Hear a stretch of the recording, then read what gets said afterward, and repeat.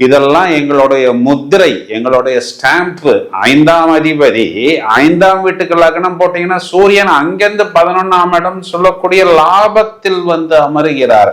பயணத்தால் லாபம், அரசாங்கத்தால் லாபம், புத்திரர்களால் லாபம், 3ஆம் இடம் குறிகாட்டக்கூடிய பெயர், புகழ், அந்தஸ்து, ஆஸ்தி, கௌரவம், நட்பு, இது எல்லா விஷயத்திலும் 6 சாதாரண 6.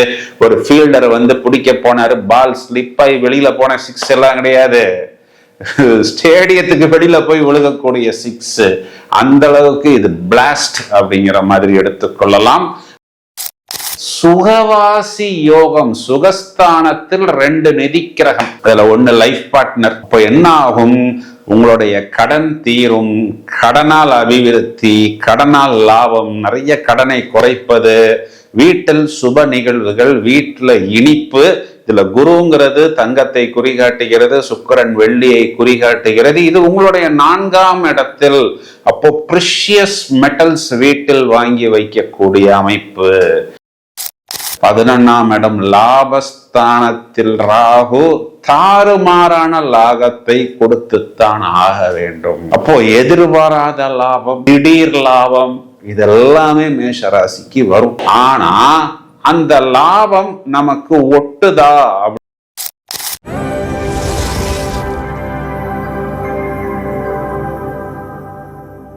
ஹலோ ஃப்ரெண்ட்ஸ், நாம் அனைவரும் ஆர்வத்துடன் எதிர்பார்த்து காத்திருக்கக்கூடிய ஜூன் மாதத்திற்குண்டான பலன்களை இப்பொழுது பிரித்து மேய்வோம். முதலில் பலன்களை பார்ப்போம், பிறகு கிரக நிலைகளில் என்னென்ன மாற்றங்கள் என்பதையும் விளக்கமாக காணலாம்.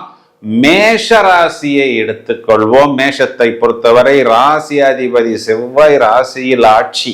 ஒரு பராக்கிரமம், ஒரு வீரம், ஒரு தைரியம், ஒரு கெத்தாக இருப்பது, எனர்ஜெட்டிக்காக செயல்படுவது, டைனமிக்காக இருப்பது, இது நாள் வரை நாம் இழந்த விஷயங்களை மீண்டும் பெறுவது. பிறகு ராசி அதிபதி 2ஆம் வீட்டுக்கு சஞ்சாரம் செய்து தனம், குடும்பம், வாக்குஸ்தானத்தில் அமர்ந்து, முதல்ல சூரியனுடைய நட்சத்திரம், சந்திரனுடைய நட்சத்திரம், அப்புறம் செவ்வாயுடைய நட்சத்திரம். இதனுடைய பலன் என்ன அப்படின்னா, நம்மளுடைய கம்ஃபர்ட், லக்ஸுரி, நம்மளுடைய பூர்வீகம் சம்பந்தப்பட்ட, குழந்தைகள் சம்பந்தப்பட்ட, அம்மா சம்பந்தப்பட்ட அனைத்து விஷயங்களிலும் நாமே நம்மை மேலும் மேலும் மெருகேற்றிக் கொள்வது, கொடுத்த வாக்கை காப்பாற்றுவது, சுப நிகழ்வுகள் குடும்பத்தில் நடப்பது. அதுவுமே எப்படின்னா, ஒரு ஏனோதானோ அப்படிங்கிற மாதிரி இல்லாமல், நானும் கச்சேரிக்கு போனேன் அப்படிங்கிற கணக்கில் இல்லாமல், ஒரு அதிகாரமா, ஒரு கம்பீரமா, ஒரு பந்தாவா,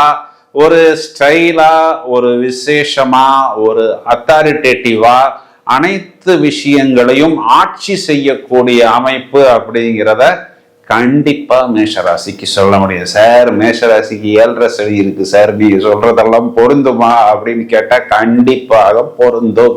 ஏன் பொருந்தது பிரதர்? உங்களுக்கு குரு பயிற்சி ஆகிவிட்டது, குரு உச்சமாகிவிட்டது. இது நாள் வரை உங்களை சுருட்டி கொண்டிருந்த அந்த சாட்டனை, 7.5 சனியை, விரய சனியை, சனீஸ்வர பகவானை இப்பொழுது குரு சுருட்டி விட்டார். அப்ப இருந்த ஒரு மைனஸ் பாயிண்ட்டும் காலியாகி விட்டது. ராசியாதிபதி ஆட்சி, ராசியாதிபதி தனஸ்தானத்தில். 2ஆம் வீட்டில் இருக்கக்கூடிய சூரியன் ஆணி மாதத்தில் 3ஆம் வீடு உபஜயஸ்தானம். அசுப கிரகங்களுக்கு முதல் தரமான ராஜயோகத்தை கொடுத்துத்தான் ஆக வேண்டும். இது கட்டளை. இது ஒருவேளை நடக்கும், ஒருவேளை நடக்கலாம் அப்படிங்கிறதெல்லாம் இல்ல பிரதர். இதெல்லாம் எங்களுடைய முத்திரை, எங்களுடைய ஸ்டாம்ப். 5ஆம் அதிபதி 5ஆம் வீட்டுக்கு லக்னம் போட்டீங்கன்னா சூரியன் அங்கிருந்து 11ஆம் இடம் சொல்லக்கூடிய லாபத்தில் வந்து அமருகிறார்.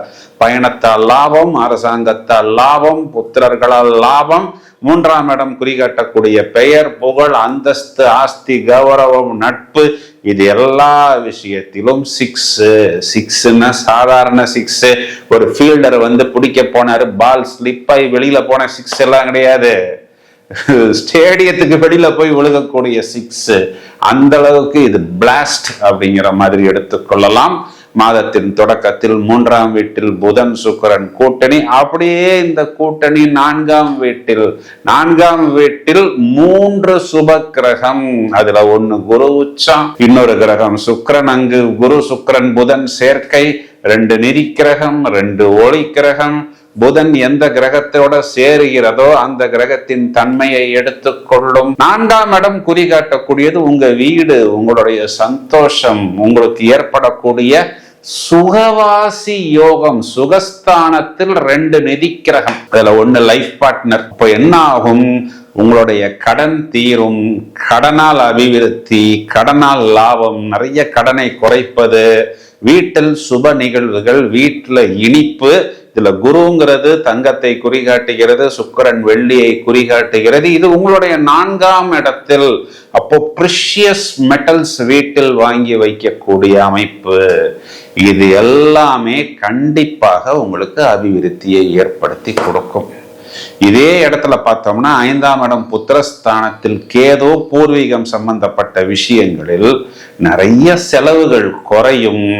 நிறைய குழந்தைகள் சம்பந்தப்பட்ட விஷயத்துல தேவையில்லாத ஃப்ரெண்ட்ஷிப் டிஸ்டர்பன்ஸு, தேவையில்லாத கோளாறு, மிடில் ஏஜில் இருக்கக்கூடிய பசங்கள், டீனேஜில் டீனேஜ் பெண்களை வைத்திருக்கக்கூடிய பெற்றோர்கள்லாம் கண்டிப்பாக குழந்தைகள் சுத்தமாகவும் ஞான மார்க்கத்தை நோக்கி பயணிக்கக்கூடியவர்களாகவும் பார்க்க முடியும். 8ஆம் இடத்துக்கு குரு பார்வை, 10ஆம் இடம் தொழில் ஸ்தானத்துக்கு 3 கிரகங்களின் பார்வை.